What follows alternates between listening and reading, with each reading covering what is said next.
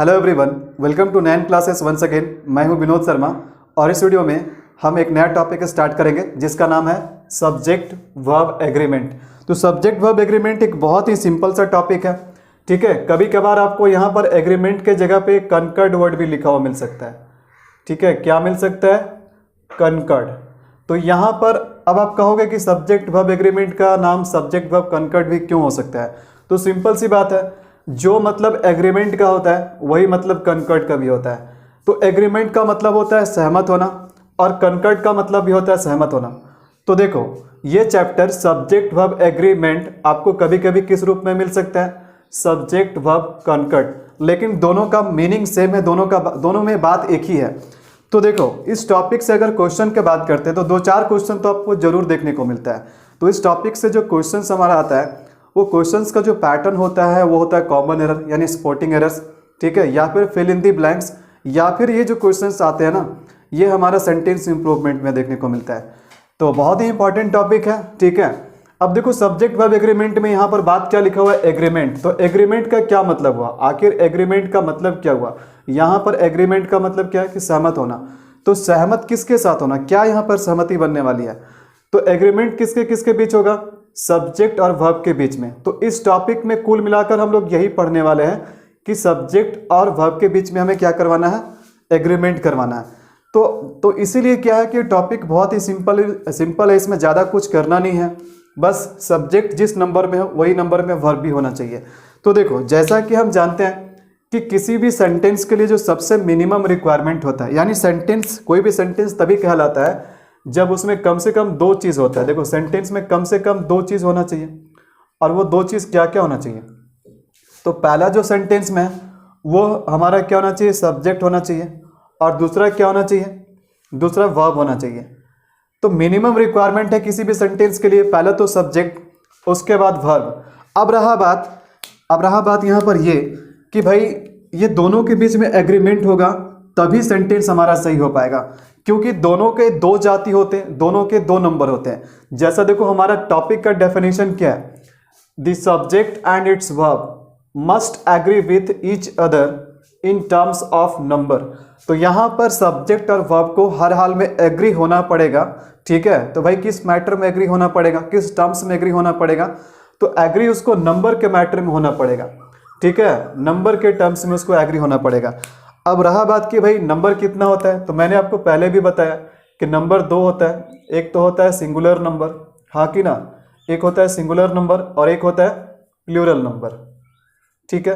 तो अगर ये 2 नंबर की बात करें, सिंगुलर और प्लूरल, चूंकि सब्जेक्ट का भी 2 जाति हो गया, सिंगुलर और प्लूरल, ठीक है। सब्जेक्ट का भी 2 जाति हो गया, एक तो हो गया सिंगुलर और एक हो गया प्लूरल, ठीक है। और वर्ब का भी 2 जाति हो गया, एक हो गया सिंगुलर और एक हो गया प्लूरल। तो अब जो बात है कि जब सब्जेक्ट का भी 2 जाति, वर्ब का भी 2 जाति, तो कंफ्यूजन तो यहीं पर है ना कि क्या हम, अगर सब्जेक्ट हमारा सिंगुलर रहे तो फिर हम क्या लगाएंगे? सिंगुलर वर्ब के रूप में हम वर्ब के जगह पे, यानी हमारा वर्ब क्या होना चाहिए? सिंगुलर होना चाहिए कि प्लूरल होना चाहिए, ठीक है। अगर हमारा सब्जेक्ट प्लूरल है तो फिर वर्ब हमारा क्या होना चाहिए? तो वेरी सिंपल कंसेप्ट है। सिंपल कंसेप्ट यही है कि देखो, 2 व्यक्ति आपस में एग्री कब होता है? 2 पर्सन्स आपस में एग्री कब होता है? यानी हम किसी से एग्री कब करते हैं? जब दोनों के पॉइंट्स कॉमन होते हैं, दोनों के पॉइंट्स आपस में मैच कर पाते हैं। तो देखो, दोनों के पॉइंट्स आपस में मैच तभी करेगा जब अगर हमारा सब्जेक्ट सिंगुलर होगा तो वर्ब भी सिंगुलर होना चाहिए, अगर हमारा सब्जेक्ट प्लूरल होगा तो वर्ब भी प्लूरल होना चाहिए, तभी दोनों के बीच में क्या होगा? एग्रीमेंट होगा।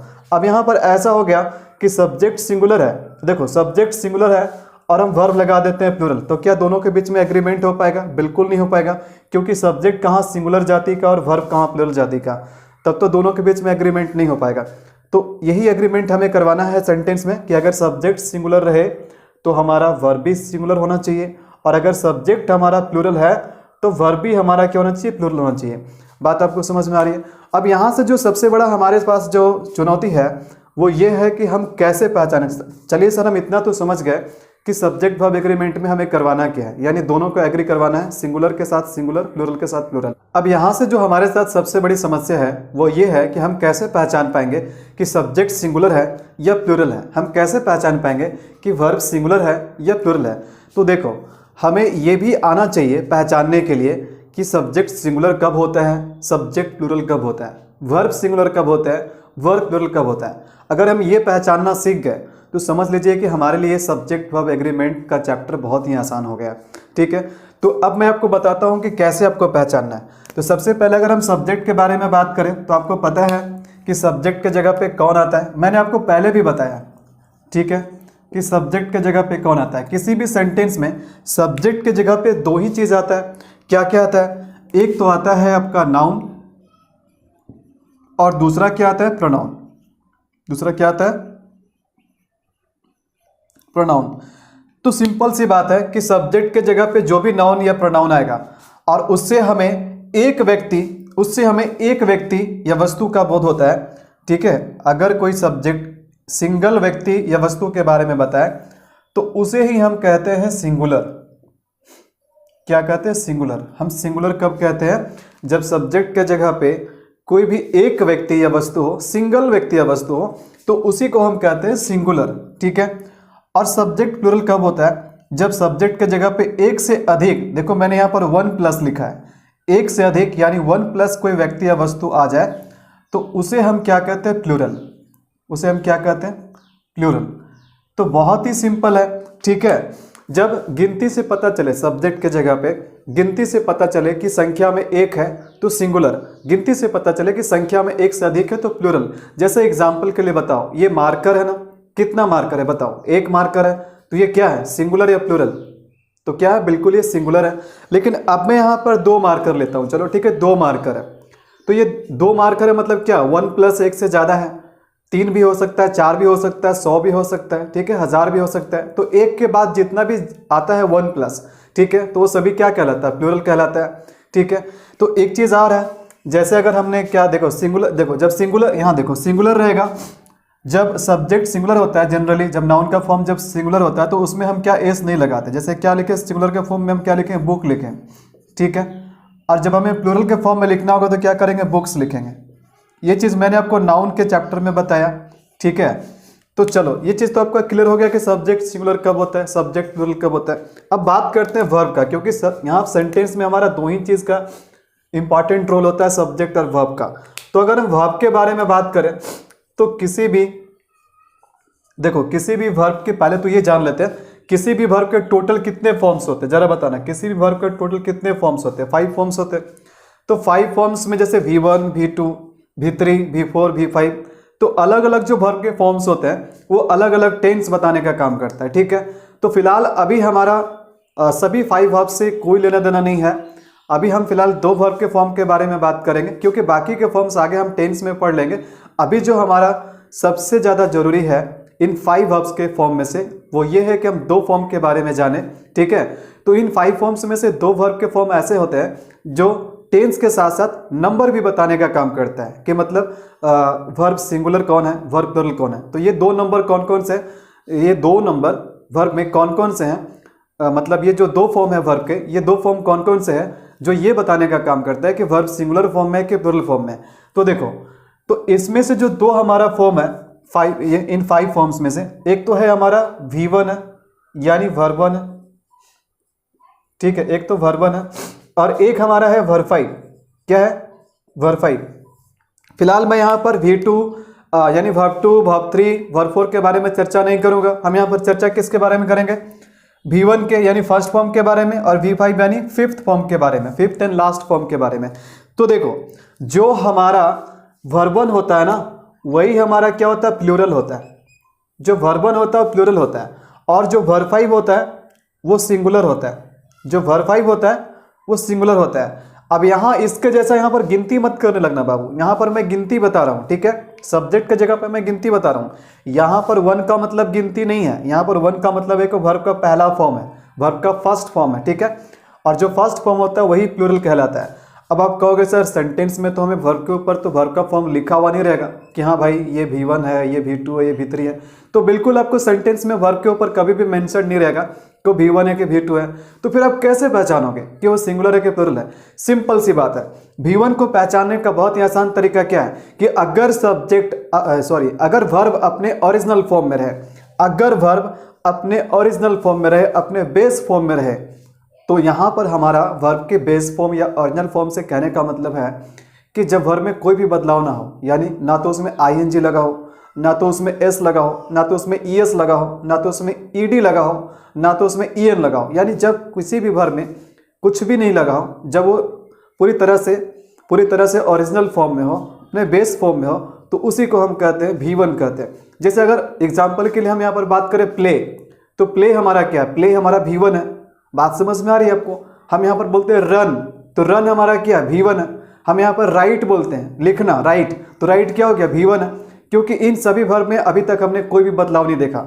लेकिन अगर मैं वहीं पर प्लेइंग बोल दूं तो प्लेइंग तो भाई V1 नहीं है। अगर मैं प्लेस बोल दूं तो ये तो V1 नहीं है। अगर मैं प्लेड बोल दूं तो ये तो V1 नहीं है। यानी जब कोई वर्ब अपने ओरिजिनल फॉर्म में होता है तो उसी को हम कहते हैं V1, और जो V1 होता है वास्तव में हम उसी को क्या कहते हैं? हम उसी को कहते हैं प्लूरल वर्ब। ठीक है, यहाँ पर हम देख रहे हैं। और सिंगुलर वर्ब हम किसे कहते हैं? देखो, जो कोई भी वर्ब, हम V5 का पहचान कैसे करेंगे? जिस वर्ब के अंत में आपको एस या ईएस लगा हुआ मिल जाए, या फिर कम से कम हम ये भी कह सकते हैं कि जिस वर्ब के अंत में आपको एस देखने को मिल जाए।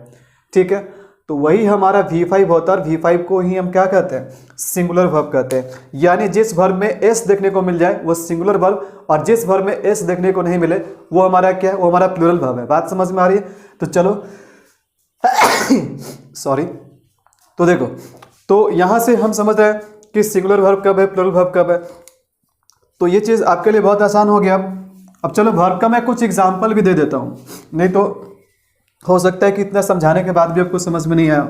ठीक है, तो वर्ब का मैं एग्जाम्पल भी दे देता हूँ। सब्जेक्ट तो बहुत सिंपल है, गिनती करो भाई, एक है तो सिंगुलर, एक से ज़्यादा है तो प्लूरल। लेकिन वर्ब में गिनती नहीं करना, वर्ब में खाली V1 और V5 को पकड़ना है। देखो सिंपल से हमने क्या बताया, जो हमारा V5 होगा वर्ब, देखो यहाँ पर मैं वर्ब के बारे में बात करूँ, जो V5 होगा वो क्या होगा? सिंगुलर होगा। ठीक है, और जो हमारा V1 होगा वो क्या होगा? वो प्लूरल होगा। बात समझ में आ रही? ठीक है, हमने क्या बताया? अरे V5 का सिंगुलर का पहचान क्या? आपको जिस वर्ब में एस देखने को मिल जाए वो सिंगुलर है। और V1 का पहचान क्या है? जब वो ओरिजिनल फॉर्म में रहे, जब कोई भी वर्ब अपने ओरिजिनल फॉर्म में रहे। ठीक है, अपने ओरिजिनल फॉर्म में रहे। ठीक है, तो जैसे देखो एग्जाम्पल देखो, हमने क्या लिखा यहाँ पर? हमने लिखा प्लेस। तो हमने प्लेस लिखा, तो प्लेस में हमने यहाँ पर क्या लगाया? एस लगाया, तो ये क्या हो गया? ये सिंगुलर हो गया, यानी V5 हो गया। अब देखो हम यहाँ पर लिख रहे हैं प्ले। अच्छा, मान के चलो हम यहाँ पर प्लेट लिख दिए, तो क्या ये V1 हुआ? क्या ये प्लूरल हुआ? बिल्कुल नहीं। V1 का मतलब होता है ओरिजिनल, यानी ये सब कुछ भी नहीं होना चाहिए। ना तो ईडी होना चाहिए, ना तो आईएनजी होना चाहिए, ये भी नहीं होना चाहिए, ना तो एस होना चाहिए। ठीक है, और ना ही ईएस होना चाहिए, ना ही तो ईएस होना चाहिए। ये सब कुछ भी नहीं होना चाहिए। यानी वर्ब क्या होना चाहिए? अपने ओरिजिनल फॉर्म में होना चाहिए। ठीक है, तो यहाँ पर देखो प्ले क्या है? अपने ओरिजिनल फॉर्म में। तो अपने ओरिजिनल फॉर्म में का मतलब क्या है? V1 है। और V1 का मतलब क्या है? किस नंबर में है? प्लूरल नंबर में है। एक एग्जाम्पल और लेते हैं, जैसे हमने यहाँ पर लिया डज, तो डज में देखो एस लगा हुआ है तो सिंगुलर है, लेकिन इसका ओरिजिनल फॉर्म क्या हो गया? डू। वहीं पर एक एग्जाम्पल और लेते हैं हम, तो हैव क्या? देखो यहाँ हैव नहीं, हम लेते हैं हैज़ लेते हैं। ठीक है, हैज़, तो हैज़ में आपको एस दिखाई दिया। अरे हैव में आपको एस दिखाई दिया? बिल्कुल दिखाई दिया। जिस तरह से आपको प्ले में एस दिखाई दे रहा है, डज में दिखाई दे रहा है, उसी प्रकार से आपको हैज़ में एस दिखाई दिया, बिल्कुल दिखाई दिया। तो अगर एस दिखाई दिया तो मतलब क्या है? ये क्या है? सिंगुलर वर्ब है। और मुझे बताओ हैज़ का ओरिजिनल फॉर्म क्या है? हैज़ का ओरिजिनल फॉर्म होता है हैव। ठीक है, हैज़ का ओरिजिनल फॉर्म क्या होता है? हैव होता है। तो ओरिजिनल फॉर्म को ही हम क्या कहते हैं? प्लूरल वर्ब कहते हैं। बात आपको समझ में आ रही है? ठीक है, जैसे देखो एग्जाम्पल के लिए हम एक एग्जाम्पल और लेते हैं। यहाँ पर एक एग्जाम्पल और लेते हैं, जैसे हमने लिखा है यहाँ पर क्या? ईज। हमने क्या लिखा है यहाँ पर? ईज। तो ईज यहाँ पर क्या है? ईज यहाँ पर क्या है? यहाँ पर देखो एस आपको दिखाई दे रहा है, ईज में आपको एस दिखाई दिया। तो अगर आपको ईज में एस दिखाई दिया तो इसका मतलब क्या है? इसका मतलब ये सिंगुलर है। लेकिन अगर हम यहाँ पर आर लिखते हैं तो ये क्या हो गया? आर अगर हम लिखते तो क्या हो गया? ये हमारा हो गया प्लूरल हो गया। क्या हो गया? प्लूरल हो गया, क्योंकि ये ओरिजिनल फॉर्म में है। चलो यहाँ तक तो वर्ब के बारे में भी समझ में आ गया। अब हम फाइनल कंसेप्ट के बारे में आपको बताते हैं। ठीक है, कि फाइनल कंसेप्ट क्या है? फाइनल कंसेप्ट यही है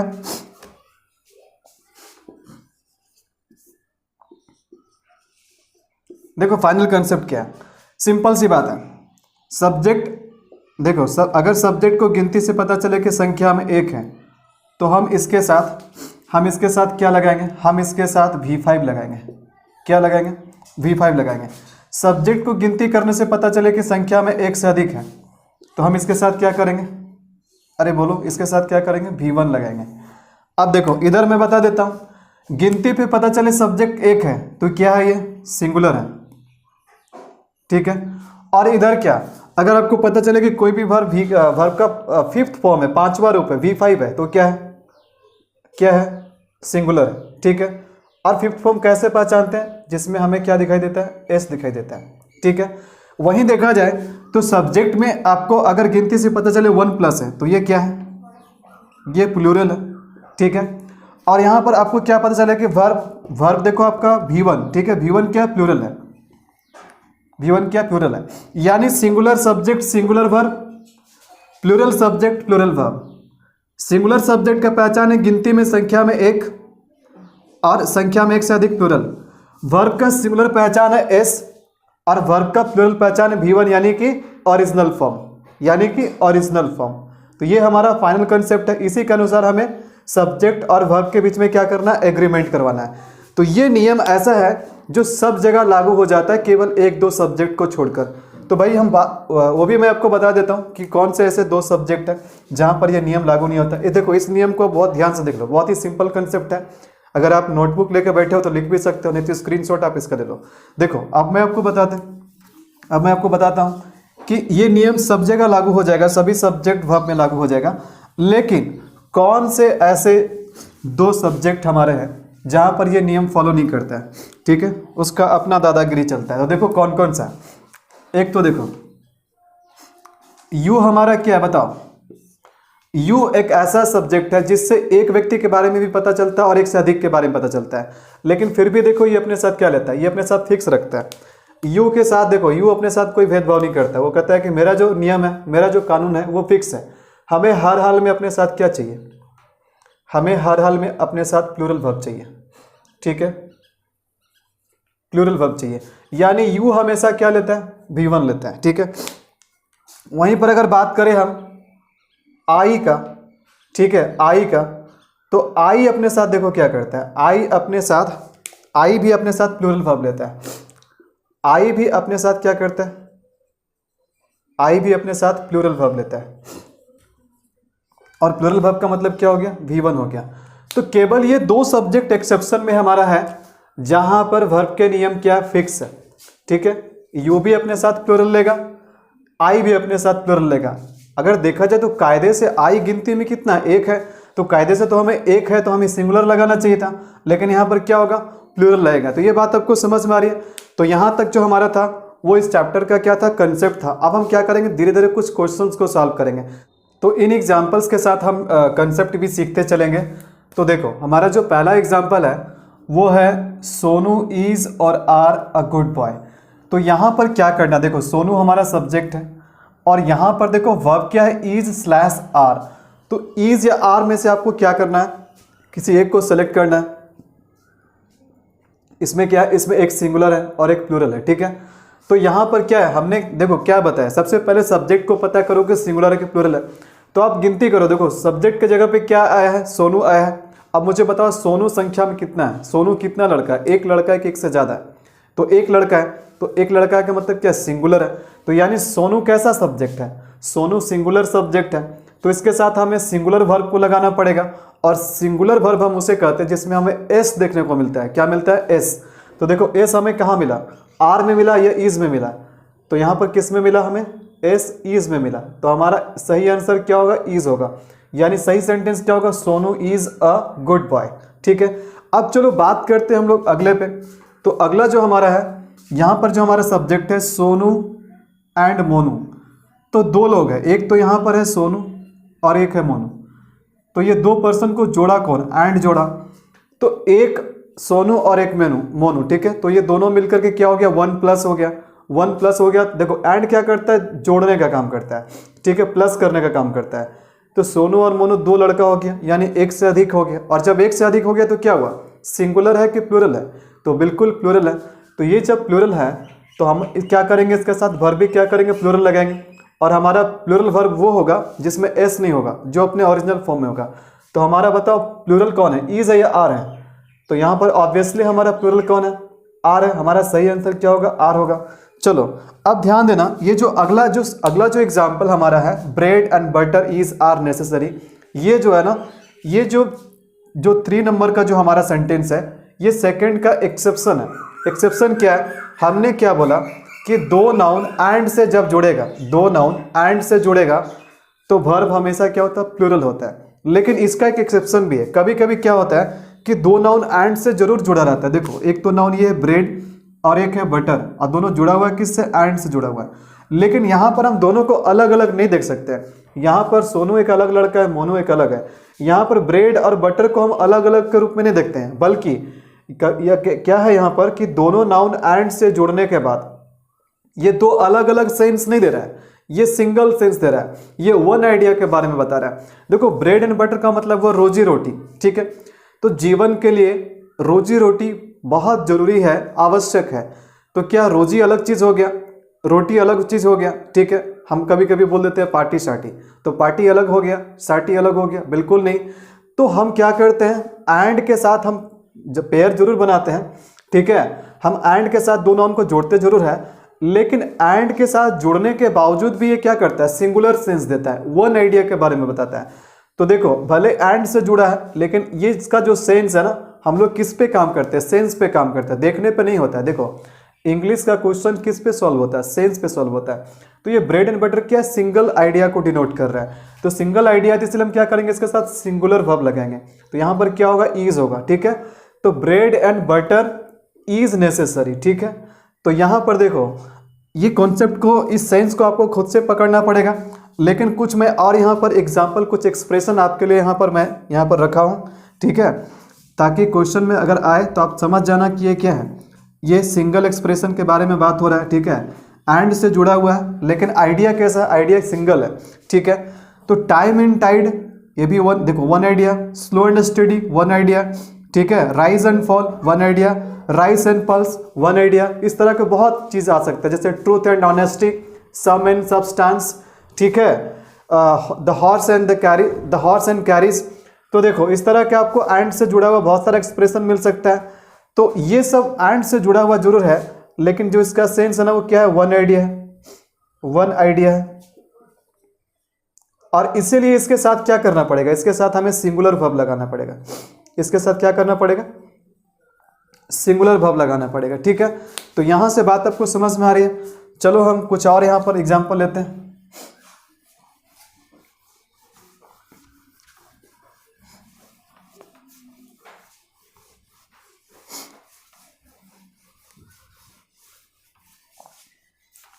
तो देखो फोर्थ में हम लेते हैं एक सेंटेंस यहां पर।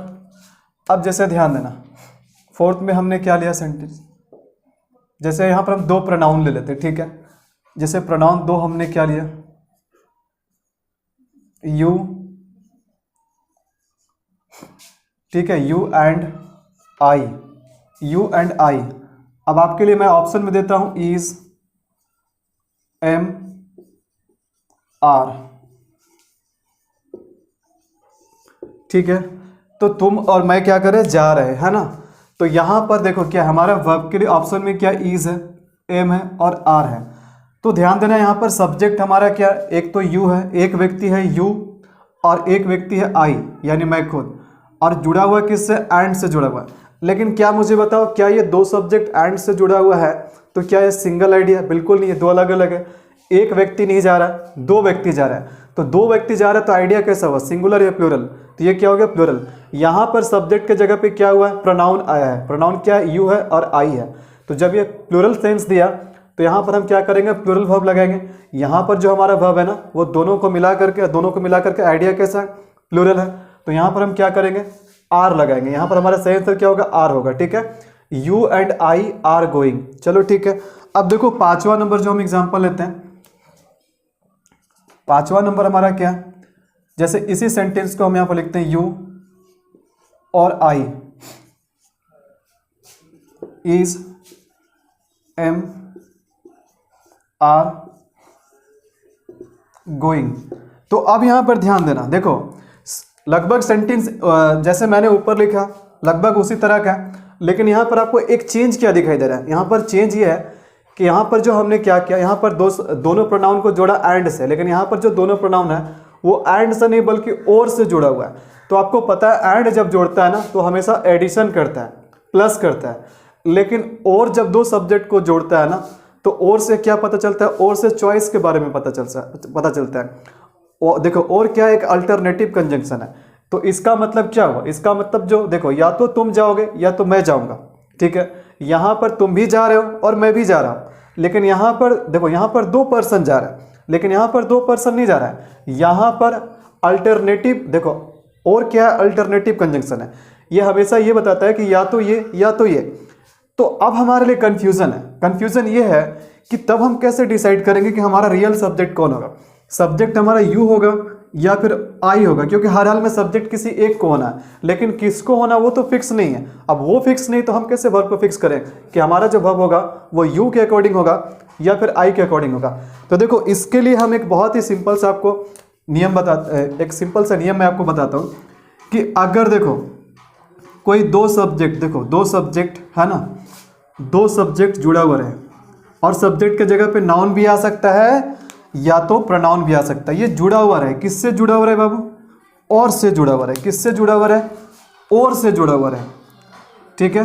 तो इसके बाद जो वर्ब आएगा वो किसके अनुसार हम करेंगे, देखो कैसे लगाएंगे।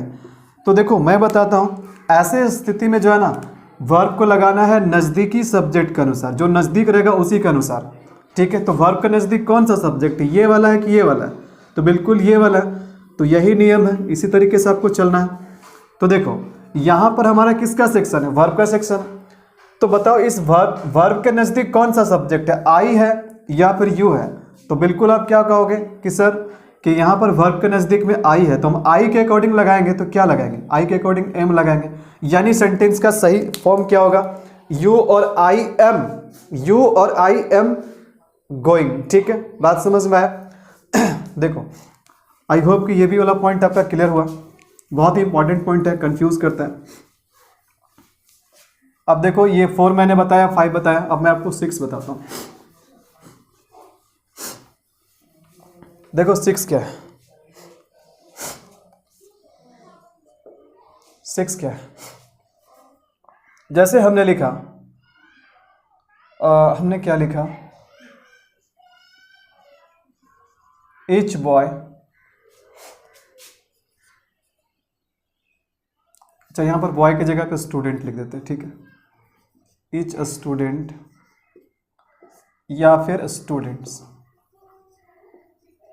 ईच स्टूडेंट या फिर स्टूडेंट्स इज या आर इंटेलिजेंट,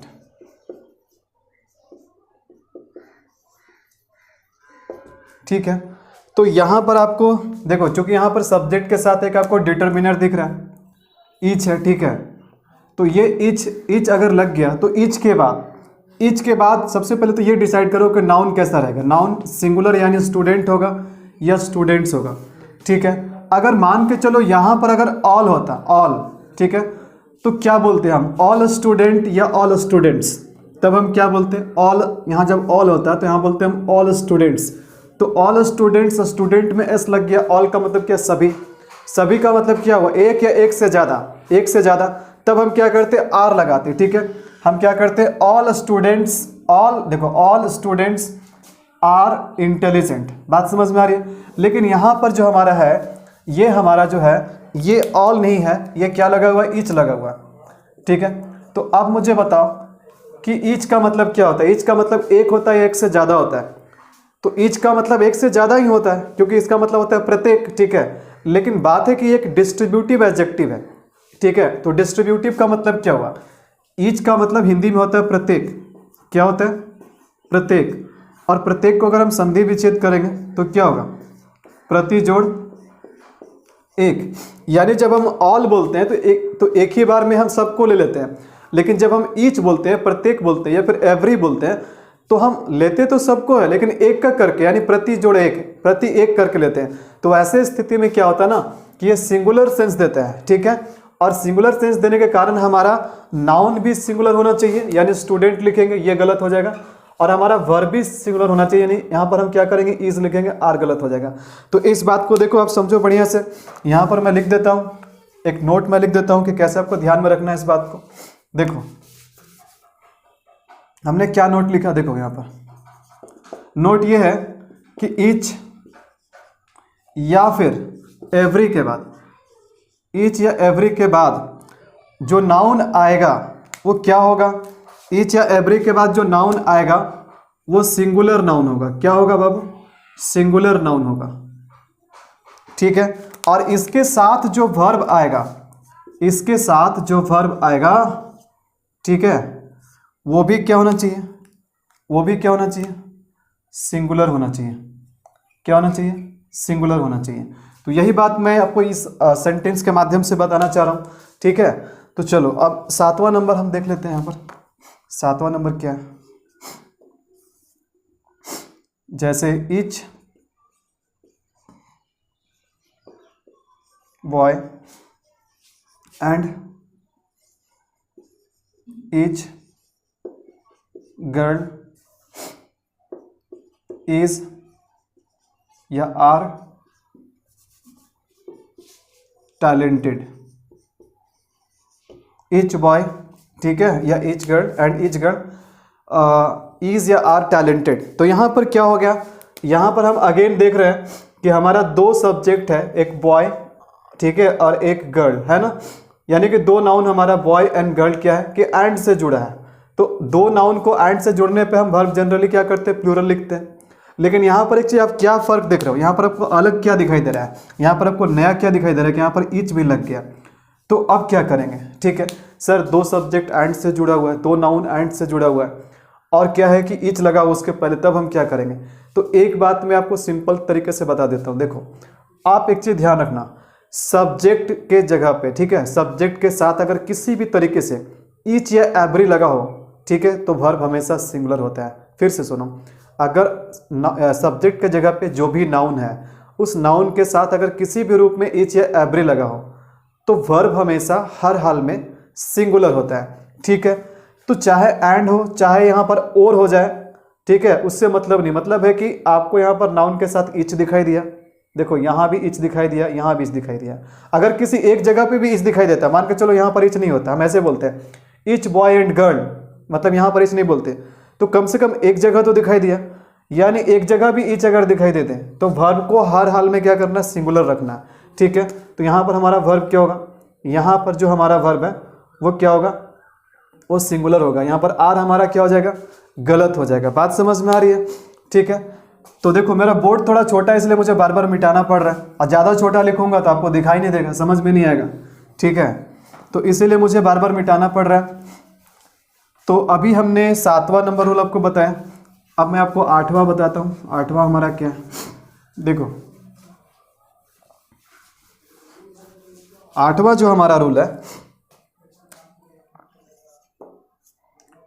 जैसे हमने लिखा each of the student, each of the student, या फिर हमने लिखा students, each of the student या स्टूडेंट्स। यहाँ पर है हमने लिखा इज या आर, ये आपके लिए ऑप्शन में चुनना है आपको, ठीक है, ये भी आपका ऑप्शन है, स्टूडेंट होगा या स्टूडेंट्स होगा। तो ईच ऑफ द स्टूडेंट या स्टूडेंट्स इज या आर इंटेलिजेंट। चलो अब मुझे बताओ क्या करोगे। अब यहाँ पर क्या हो रहा है कि ईच तो लगा हुआ है और ईच के साथ नया क्या ऑफ है, ठीक है। तब यहाँ पर हम क्या करेंगे, यहाँ पर स्टूडेंट, सबसे पहले तो वर्ब को छोड़ो, पहले नाउन के बारे में बात करते हैं। इससे पहले जो मैं आपको पॉइंट बताया, जो मैंने आपको पॉइंट बताया, ठीक है, उसमें मैंने क्या बताया कि ईच या एवरी के ठीक बाद नाउन आ रहा है, लेकिन यहाँ पर ठीक बाद नाउन नहीं आ रहा है, यहाँ पर पहले ऑफ आ रहा है तब नाउन आ रहा है। तब हम क्या करेंगे, तब देखो ऐसे स्थिति में क्या करना है, आपको ध्यान देना है। ऐसे स्थिति में मैं आपको कंसेप्ट बता देता हूँ। नोट हमारा क्या है, नोट हमारा ये है कि अगर ईच एवरी, ईच एवरी, या फिर ईदर,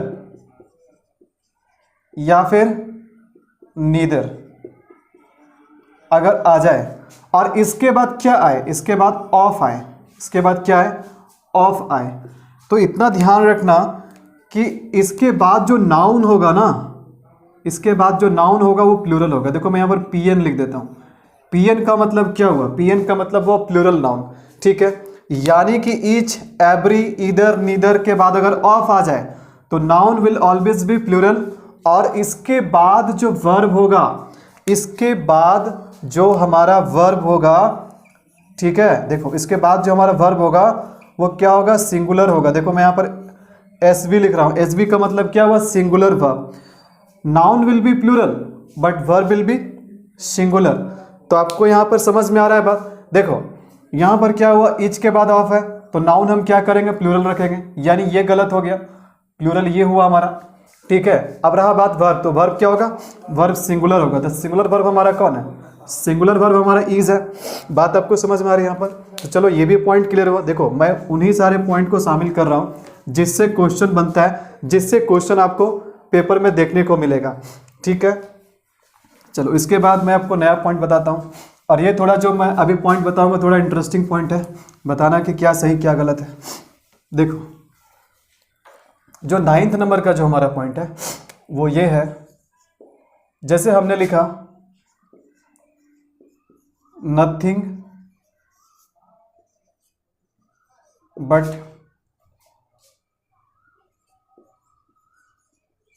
सम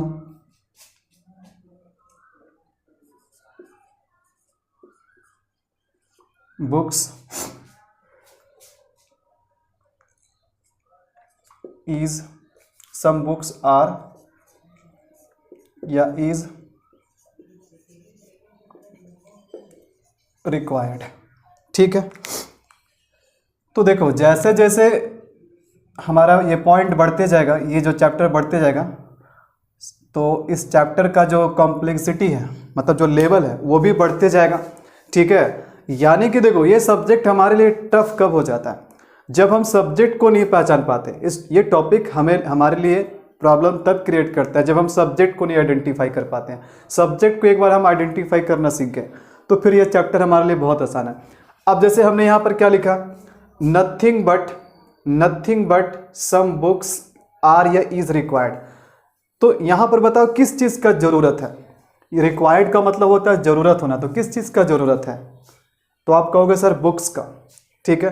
तो क्या यहाँ पर सब्जेक्ट बुक्स है, आप कहोगे सर हाँ यहाँ पर सब्जेक्ट बुक्स है। और अगर बुक्स है तो बहुत आसानी से हम क्या कर देते हैं, बहुत आसानी से हम यहाँ पर आर लगा देते हैं। लेकिन आपका ये ख्वाहिश पूरा नहीं होगा, ठीक है, क्योंकि सेंटेंस का मतलब वो नहीं है जो आप सोच रहे हैं कि यहाँ पर क्या हुआ, कुछ बुक्स के अलावे कुछ और का ज़रूरत नहीं है। सिंपल सा मतलब है। देखो इस बट का सबसे पहले मुझे मतलब बताओ। अगर बट का मतलब आप समझ गए तो इसका मतलब सेंटेंस का मतलब भी आपको समझ में आ रहा है।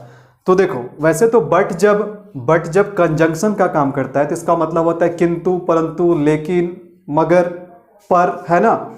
लेकिन यहाँ पर बट कंजंक्शन का काम नहीं कर रहा है। यहाँ पर जो बट हमारा है, यहाँ पर बट का मीनिंग कतई भी ये नहीं है कि लेकिन, मगर, ठीक है। यहाँ पर बट क्या है, ये यहाँ पर बट जो हमारा ये प्रीपोजिशन का काम कर रहा है, ठीक है। और इसका मतलब क्या है, यहाँ पर इस बट का मतलब है के अलावे, यानी को छोड़कर, के अलावे। यानी कहने का मतलब ये है कि यहाँ पर हमें ज़रूरत किस चीज़ का है, बुक का है या फिर नथिंग का, यानी कुछ बुक के अलावे और भी किसी चीज़ का ज़रूरत नहीं है। तो जो मेरा वास्तविक सब्जेक्ट है ना वो नथिंग है। वास्तविक सब्जेक्ट हमारा क्या, वास्तविक सब्जेक्ट हमारा नथिंग है। बात समझ में आ रही है, ठीक है। तो एक चीज़ देखो यहीं से आप समझ जाओ इस बात को। इस बात को मैं एक नोट से समझा देता हूँ, ध्यान देना। अगर आपको नाउन दिखाई देगा, दो नाउन अगर रहेगा, प्रीपोजिशन से जुड़ा हुआ रहेगा, कंजंक्शन से नहीं, प्रीपोजिशन से दो नाउन जुड़ा रहेगा, ठीक है, प्रीपोजिशन से जुड़ा रहेगा, तो ध्यान देना। इसके बाद जो वर्ब आएगा ना, एक चीज मैं आपको फिर से बता देता हूं, कोई भी नाउन जो प्रीपोजिशन के पहले होता है वो सब्जेक्ट कहलाता है, ठीक है, और जो प्रीपोजिशन के बाद होता है वो ऑब्जेक्ट कहलाता है। यानी प्रीपोजिशन के पहले वाला जो होता है सब्जेक्टिव केस में होता है, प्रीपोजिशन के बाद वाला होता है ऑब्जेक्टिव केस में होता है। तो अब मुझे ये बताओ कि ये जो वर्ब को जो आप यूज़ करोगे, वर्ब जो आप लगाओगे यहाँ सेंटेंस में, तो वर्ब आप किसके अकॉर्डिंग लगाओगे, सब्जेक्ट के अकॉर्डिंग या ऑब्जेक्ट के अकॉर्डिंग। तो बिल्कुल वर्ब हमारा सब्जेक्ट के अकॉर्डिंग जाता है, यानी वर्ब जो है ना वो किसके अनुसार जाएगा, वो पहले वाले नाउन के अनुसार जाएगा, मतलब सब्जेक्ट के अनुसार जाएगा। क्योंकि प्रीपोजिशन के बाद जो भी नाउन या प्रोनाउन आता है वो क्या कहलाता है, प्रीपोजिशन के बाद जो भी नाउन या प्रोनाउन आता है वो क्या कहलाता है, ऑब्जेक्ट कहलाता है। तो हमारा वर्ब जो है ना वो किसके अकॉर्डिंग लगेगा, सब्जेक्ट के अकॉर्डिंग, यानी प्रीपोजिशन के पहले वाला। तो यहाँ पर मैंने आपको क्या बताया कि बट यहाँ पर कंजंक्शन नहीं है, बट क्या है, प्रीपोजिशन है।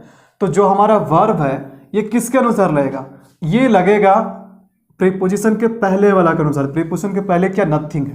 प्रीपोजिशन के पहले क्या, अरे बोलो, प्रीपोजिशन के पहले क्या, नथिंग है। तो नथिंग हमारा रियल सब्जेक्ट है, ना कि बुक्स, ठीक है। तो नथिंग के साथ कैसा वर्ब लगाएंगे, सिंगुलर या प्लूरल, मुझे बताना नथिंग कैसा सेंस देता है, सिंगुलर या प्लूरल। तो एक चीज़ मैं बता दूं कि जिस सब्जेक्ट में आपको थिंग लगा हुआ मिल जाए, थिंग, या वन लगा हुआ मिले या बडी, जैसे थिंग से नथिंग, एवरीथिंग, एनीथिंग, समथिंग, या फिर वन मिल जाए, एनी वन, एवरी वन, है ना, या फिर बडी मिल जाए यानी एवरीबडी, समबडी, तो ये सब चीज़ हमेशा क्या करता है, सिंगुलर सेंस देता है। देखो मैं यहाँ पर अभी लिख देता हूँ, अगर आपको थिंग लगा हुआ मिले या फिर आपको क्या लगा हुआ मिले, वन लगा हुआ मिले, या फिर क्या मिले, वन के अलावा आपको क्या लगा हुआ मिले, बडी मिले, ठीक है, तो ये हमेशा कैसा सेंस देता है बाबू, ये हमेशा सिंगुलर सेंस देता है। इसीलिए हम इसके साथ क्या करते हैं, इसीलिए हम इसके साथ सिंगुलर वर्ब लगाते हैं। बात समझ में आ रही है। तो ये हमारा पॉइंट है। तो यहाँ से जो मैंने आपको सबसे इंपॉर्टेंट पॉइंट बताया वो क्या बताया कि अगर दो नाउन प्रीपोजिशन से जुड़ा रहेगा तो प्रीपोजिशन के पहले वाला नाउन सब्जेक्ट कहलाता है, प्रीपोजिशन के बाद वाला ऑब्जेक्ट कहलाता है। और वर्ब हमेशा किसके साथ एग्री करता है, सब्जेक्ट के अनुसार करता है, ठीक है। तो इसी कारण से यहाँ जो हमारा वर्ब है ना, वो यहाँ पर हमारा सही क्या होगा, यहाँ पर आर नहीं होगा, हमारा जो सही वर्ब है ना वो क्या होगा, ईज होगा, ठीक है, सिंगुलर होगा। यानी nothing but some books are नहीं, nothing but some books is required. बात समझ में आ रही है, ठीक है। अच्छा, इसी पॉइंट से कुछ और क्वेश्चन देखने को मिलता है, ठीक है। इसी पॉइंट को थोड़ा मैं फर्दर डिटेल में बताता हूँ, यानी कुछ और एग्जांपल देता हूँ, ठीक है। तो आपको और भी, यानी हमें ये कह सकते हैं जो हमारा अगला पॉइंट है, जैसे 10वां नंबर हम पॉइंट बना लेते हैं, ठीक है।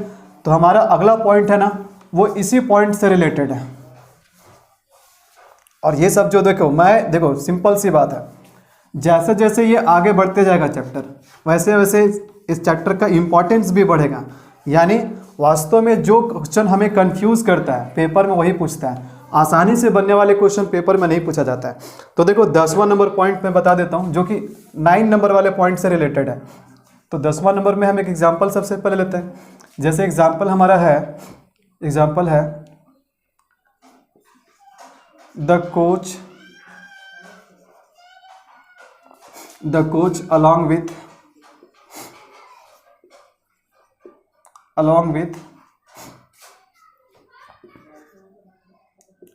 along with other players, along with the players, चलो players along with the players, यहाँ पर मैं आपको वर्ब दे देता हूँ ऑप्शन में is या are, ठीक है।